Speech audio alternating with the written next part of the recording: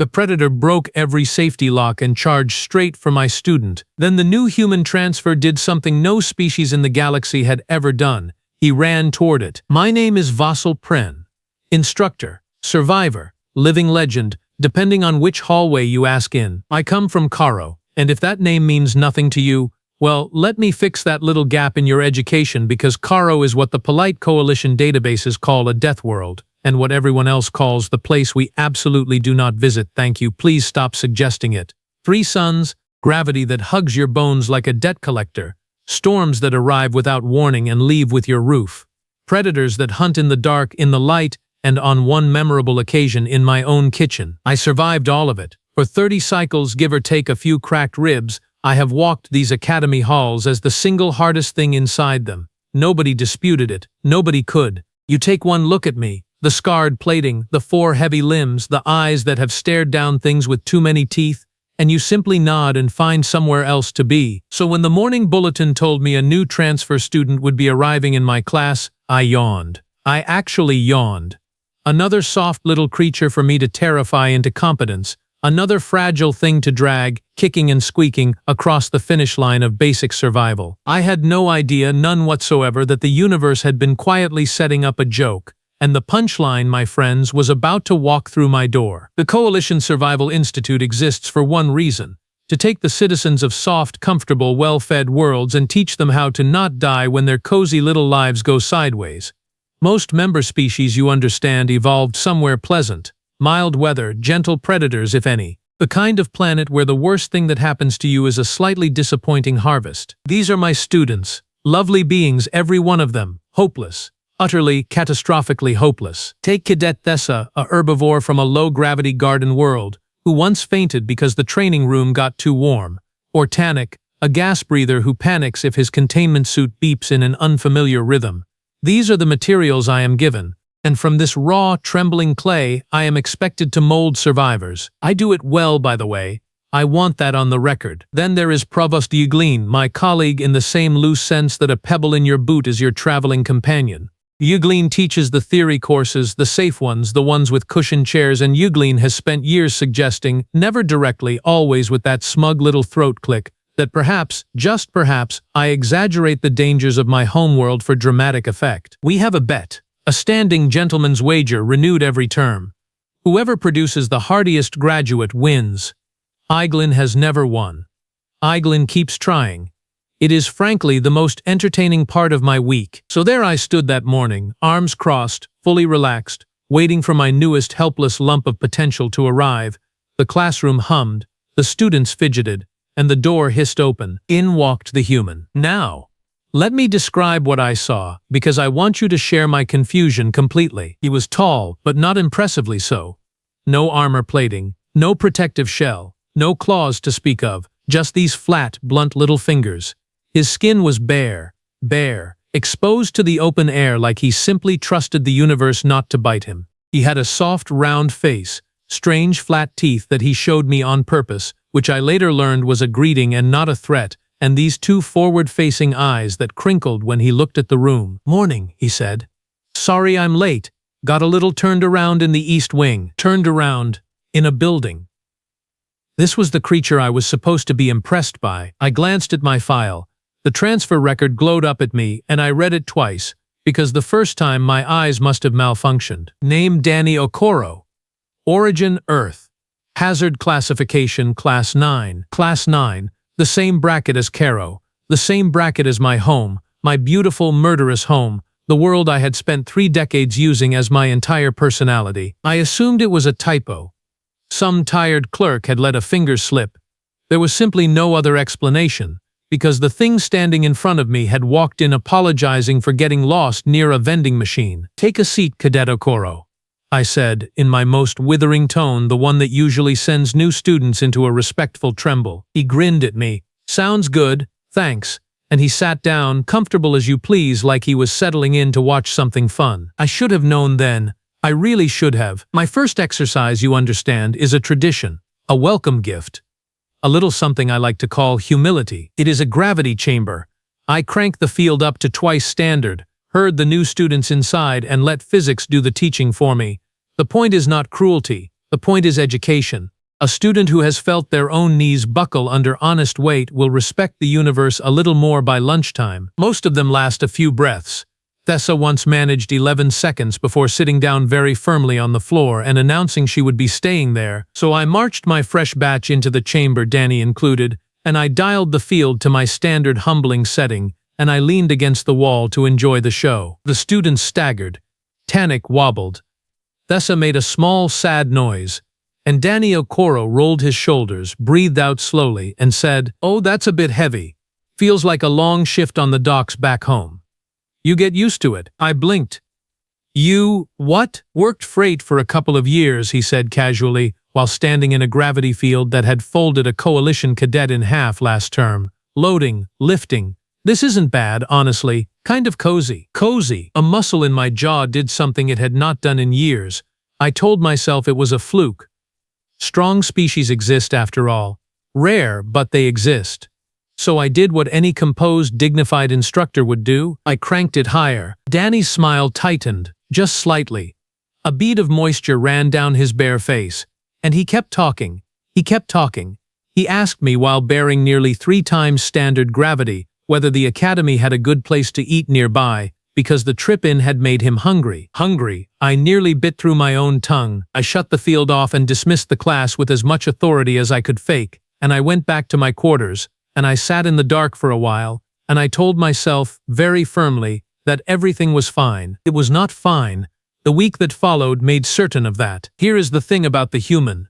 He was not malicious. He was not boastful. He was the most relaxed, pleasant, agreeable student I had ever taught, and that made it so much worse because the horror came out sideways, in casual little comments while he was being friendly. It started on the 3rd day. We were studying predator avoidance, and a cadet asked the standard question, "How does a defenseless prey species escape a faster hunter?" And before I could answer, Danny offered his own planet's approach. "Well, back home," he said, "we kind of did it the other way around. We're not the fastest, but we don't stop. You just keep walking after the thing, for hours, days sometimes, until it gets too tired to run and lies down, and then, you know," he shrugged, "dinner." The room went silent. Tessa's ears flattened against her skull. "You," I said slowly, "hunted by following your prey until it collapsed from exhaustion." "Persistence hunting, yeah," Danny said brightly. "Our bodies are built for it. We sweat to stay cool so we don't overheat while everything else does. Pretty handy. You sweat to cool yourselves while you stalk a creature for 2 days straight until its heart gives out from terror and fatigue." I wrote none of this down because my hands were not entirely steady, and it kept coming, day after day. Each fact a fresh little knife, he mentioned, while we discussed planetary diets, that his species deliberately eats plants that cause a burning pain in the mouth, on purpose, for enjoyment. Tanik asked, very carefully, whether the burning was a punishment ritual, and Danny laughed and said, "No, it's a flavor. We put it on everything. Some people compete to eat the most." He mentioned that humans keep predators in their homes, not as livestock, as companions, great fanged things descended from pack hunters, and smaller silent things with claws and night eyes, and the humans feed them and name them and sleep beside them, defenseless, trusting. He mentioned, as a fun aside, that his homeworld is regularly struck by storms that flatten cities, by ground that splits open and shakes buildings to rubble, by waves taller than towers, and that humans simply rebuild on the same spot. Every time, out of stubbornness, as far as I could tell, I sat through all of it wearing the calm, knowing expression of a seasoned instructor. Inside, my entire identity was quietly catching fire. Provost Egline noticed, of course. Egline notices everything, the way a scavenger notices a limp. "You seem rattled, Vasil," Egline said, cornering me in the faculty lounge, throat clicking with delight. The mighty Karen, unsettled by a soft pink transfer student. "How the storms have turned." "I am not rattled," I said, rattled. "Of course not." Egline's eyes gleamed. "Then surely you would not object to a small test. Your famous Deathworld curriculum, your hardest survival simulation, the one you boast about, against the human. If your world is truly as fearsome as you claim, your training will break him, he will fail, and we will both finally know whether Caro deserves its reputation, or whether it has all been a very long performance." I should have said no. Every sensible instinct I possess Instincts honed on a world that actively tries to kill you, screamed at me to say no. My ego, which is roughly the size of a small moon, said, "Fine. Set it up. Let's see what soft little Earth is really made of." Egline smiled. It was not a kind smile.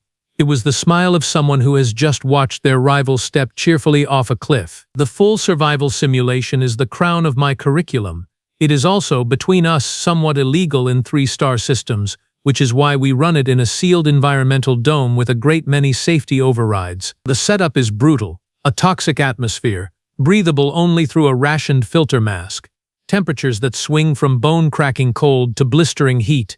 Engineered predator constructs that hunt by sound and heat signature.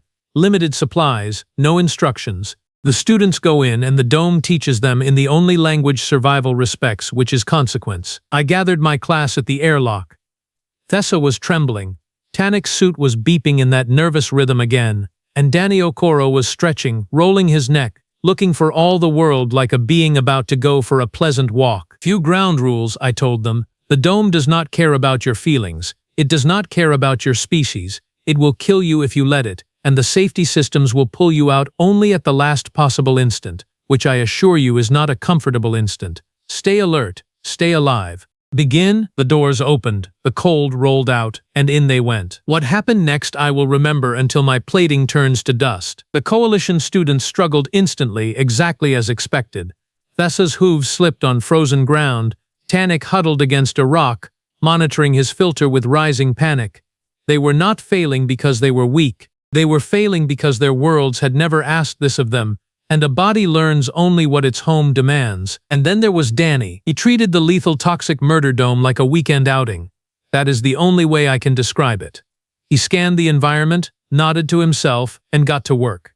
He found a windbreak. He used scraps of frozen debris and a length of cabling to build a crude shelter. He spotted the heat-tracking predator constructs early, watched their patrol rhythm, and rerouted around them like he was avoiding a puddle. He was humming. I could hear it through the comms.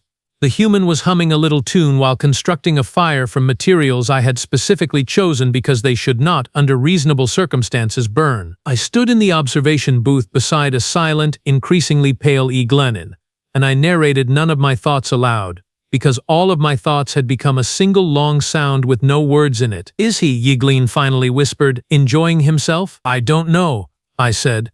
"I genuinely don't know. I think he might be." And it was at that exact moment, when I had relaxed just enough to let my guard down, that everything went wrong. One of the predator constructs glitched. I want to be clear about something.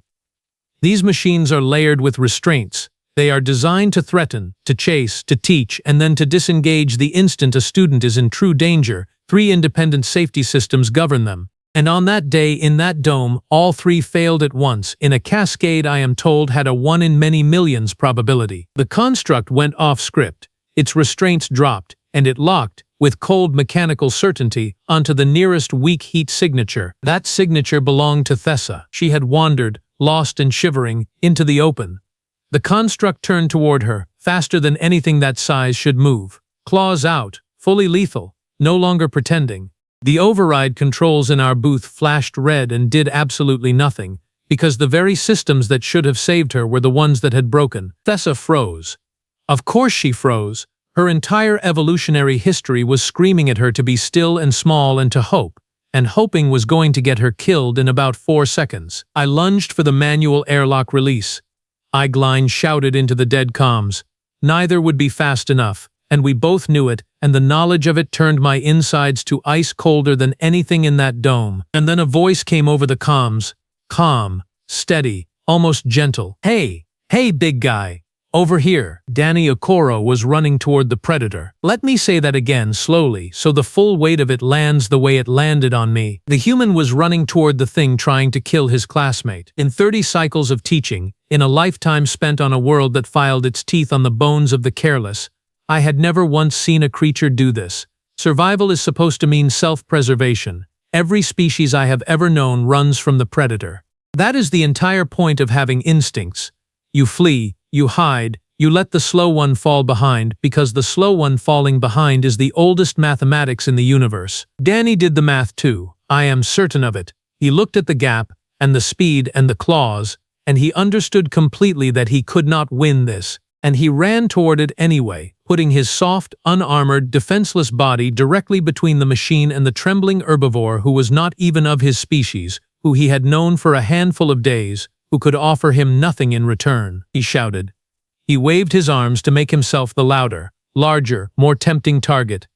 The construct's tracking shifted, locked onto him, and lunged. I have seen a great many violent things. I have survived most of them. I had to look away from this one, and I am not ashamed to admit it. He took the hit. A glancing strike that should have ended him, and he turned with it, rolled, came up bleeding from a long tear down his arm, and he did not stop. He grabbed a length of frozen metal debris from the ground and he swung it, and he kept his body between the predator and Thessa, and he was talking the entire time, low and steady, half to the herbivore behind him and half to the machine in front. It's okay, I've got you. Just move, sweetheart. Slowly, get behind that rock. I've got this. I'm not going anywhere. I'm not going anywhere. He said that, while bleeding, while facing down a malfunctioning death machine with a stick. He told the frightened creature he was protecting that he was not going anywhere, and the maddening, impossible thing about it was that he meant it. The booth doors finally cracked open as the manual override caught. Emergency systems flooded the dome with suppression fields. The construct seized, sparked, and went dark, frozen mid-lunge, an arm's length from a human who had refused to move. Silence. Then Thessa, safe behind her rock, began to cry, and Danny Okoro turned around, blood running freely down his arm, and gave her a tired, lopsided smile. See, he said. Told you, nowhere to be. I stood in the wreckage of my own certainty, and I understood at last what Class 9 actually means when it is stamped beside the word Earth. The medical staff cleaned him up afterward. The wound was real and ugly, and he sat through the treatment making jokes with the medic, downplaying it, insisting it was barely a scratch while they sealed a tear that would have hospitalized most species for a month. I found him in the recovery bay, sitting on the edge of a cot, flexing his bandaged arm, testing it. Thessa was curled up nearby, refusing to leave his side, and he kept reaching over to pat her shoulder reassuringly, as if he were the one who needed to comfort her, which I suppose he was. I did not know how to begin. For 30 cycles I had been the hardest thing in any room I entered, and I had just watched a soft pink creature with no claws do something I am not sure I would have had the courage to do, so I asked the only question that mattered. Danny. My voice came out rougher than I intended.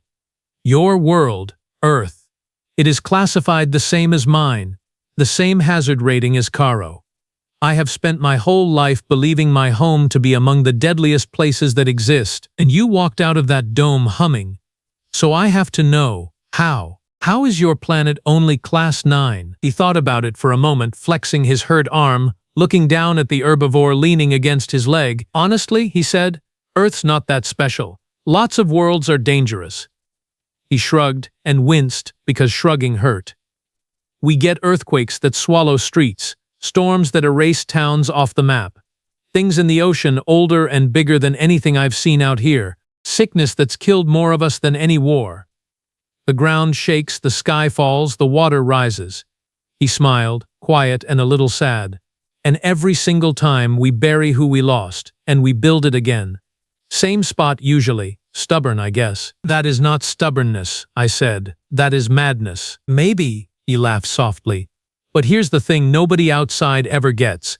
It was never the planet that made us hard. The planet just kept knocking us down. What made us, us, it's that we kept getting back up. And we kept reaching back to pull each other up too. That's the whole trick. That's all of it. We don't survive because we're strong. We survive because we won't leave each other behind. I had no answer.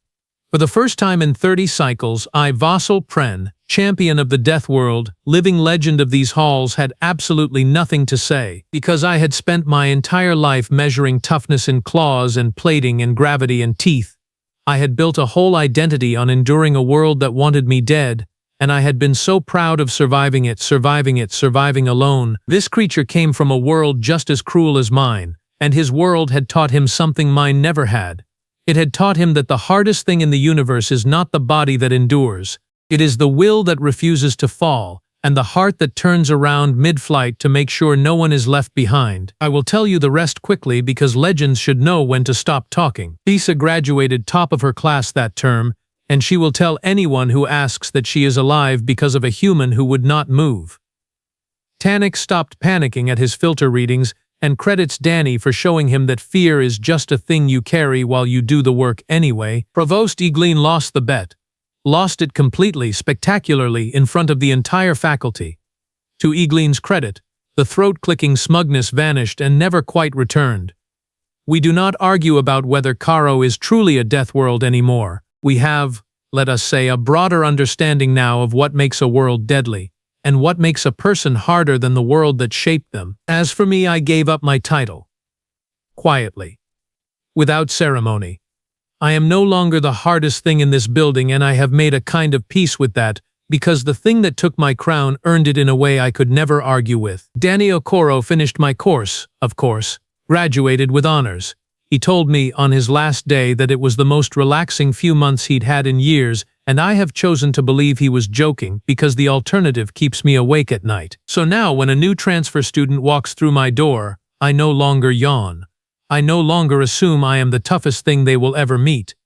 I read their file carefully. I ask where they come from. And if the origin says Earth, I straighten my posture, I show a little respect, and I clear a path to the front row. Because I learned the hard way every good lesson is learned, that the most dangerous thing in the galaxy is not the creature with the most claws. It is the soft, smiling, stubborn little being who looks at something far stronger than itself, decides someone behind it is worth protecting, and says, with a tired grin and no good reason to believe it, "I'm not going anywhere," and then somehow makes it true.